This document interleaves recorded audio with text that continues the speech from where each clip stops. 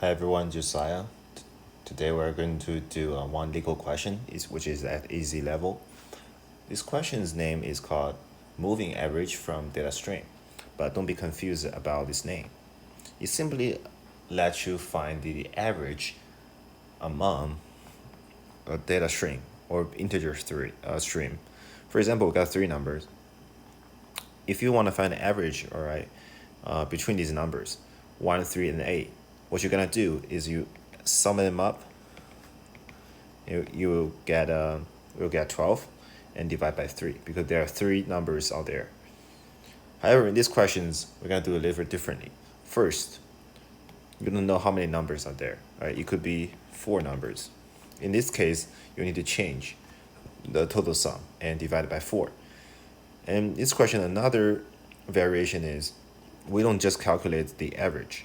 We calculate the moving average. Moving average is defined like this. For example, I want to find this. I set the moving size window to be 3. Then I only calculate the last 3 numbers in this entire data stream, right, while ignoring the first one. If I want to calculate 4, then I will include all of them. If I say 2, then I only consider the last 2. Right, that's exactly how this question has been defined. So if you're doing Java implementation, you have a class called moving average. Then you are passing the arguments, right, which decide the window size. For example, as I have just said, it could be 3, it could be 4, it could be 2, it could be anything.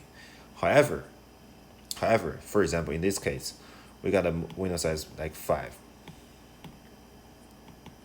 But we don't have a 5 number out there. It makes no sense to find the average of 5 numbers while there are only 4 in the data string.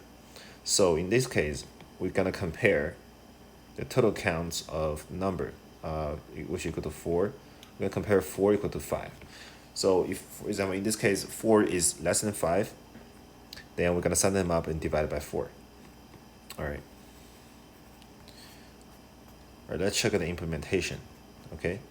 So you're gonna first decide what kind of data structure you want to use, or hidden data structure within the class. You're gonna use to store all these numbers so that you can retrieve those numbers and delete the number, subtract the number, or add a new number easily. Think about that. In this case, I will just use a normal array. So the thing is, you can use array list as well. You can store all the numbers in array list while only retrieve a certain size. For example, you have array list where it dynamically updates its size, or you don't need to worry about the size of the array list. And you want to calculate these 3 numbers. Okay, you can keep adding new number, but each time you have to re-access those number, right? I want to access 3, and you add a new number. You're gonna say I want the last 1, I want last 2, and last 3, right? So the thing is, it's not a very storage efficient because you have stored all the numbers before that. Even you don't use them at all, right? After you pass this threshold, right? So this is big overhead if you have millions of numbers on there. So we can just use the array. We can use a circular queue implemented by an array. The thing is, we have 2. We keep track of 2 indices. One is head and one is tail. And there are some special cases. Normally tail is behind the head. Every time I think about it, I want a size of 8. All right.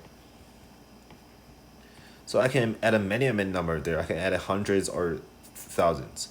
But I only care about the last 8 numbers in this data string. So I only need to have one data structure, which will delete the number we no longer need, while adding a new value into the array or into this queue that we need for calculation. So the number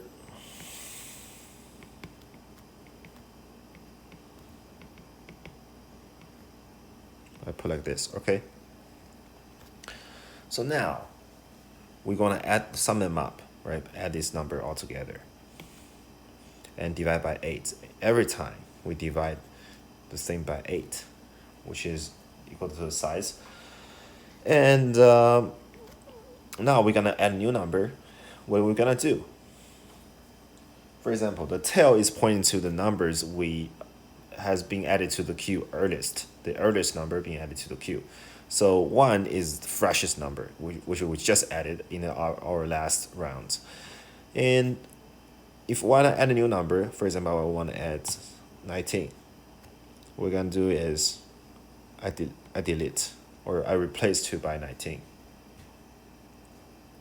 And now, next time if we want to update the value, I will remove 3, right? So every time I only remove the tail, so I change the color to purple.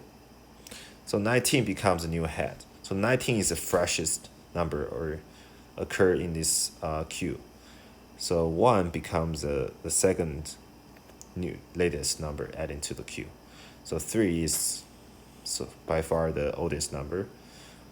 Okay, so next time I want to add 21, I delete 3 out of the queue, move the tail to 4 and the head to 21. Does it make sense?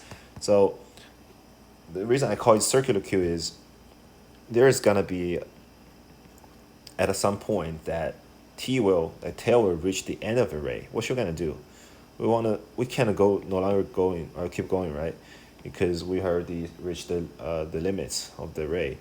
Then we're gonna assign t to the beginning of the array, which should look like this. Turn my bed. Then this will be a head. To achieve that, we always say the tail equal to head plus 1 mod by, tail always equal to head plus 1 mod by the size. Right, we use this to cater to suffice that the case that when t reaches the bound of the array, right? Head plus 1, for example, in this case, head equal to 7 plus 1 mod by 8 equals 0. So t, instead of being 9, or instead of being 8, right? 8 will be out of bound condition. E goes way back to the beginning of the array.